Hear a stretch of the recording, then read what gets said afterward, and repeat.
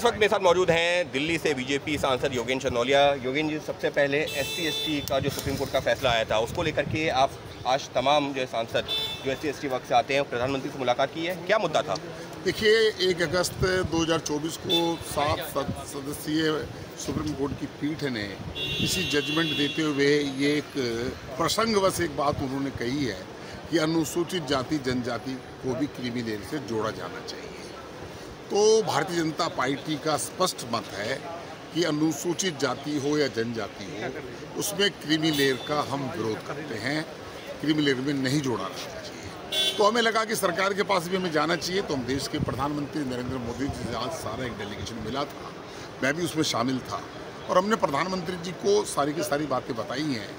और उन्होंने कहा है कि हमारी सरकार, नरेंद्र मोदी सरकार, NDA सरकार इसको क्रीमी लेयर को, अनुसूचित जाति हो जनजाति हो, उसमें क्रीमी लेयर को लागू नहीं किया जाएगा।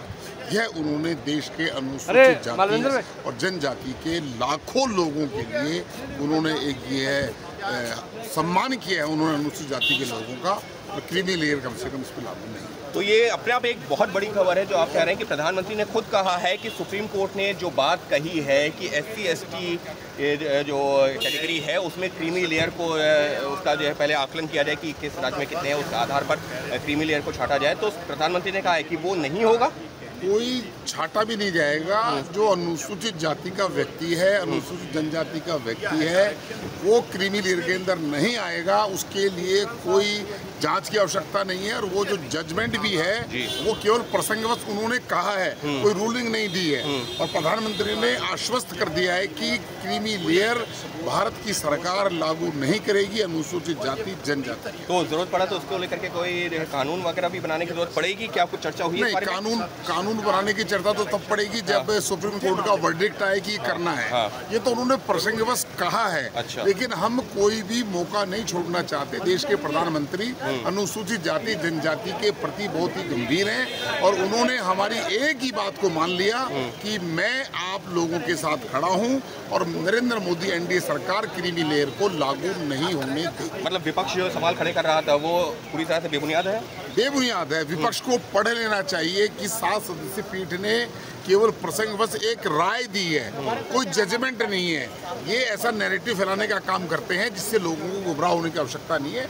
इसलिए हमने तत्काल प्रधानमंत्री से मिलकर और प्रधानमंत्री जी ने हमें कह दिया कि आप निश्चिंत हो जाइए कि हम क्रीमी लेयर को अनुसूचित जाति जनजाति में लागू नहीं होने देंगे।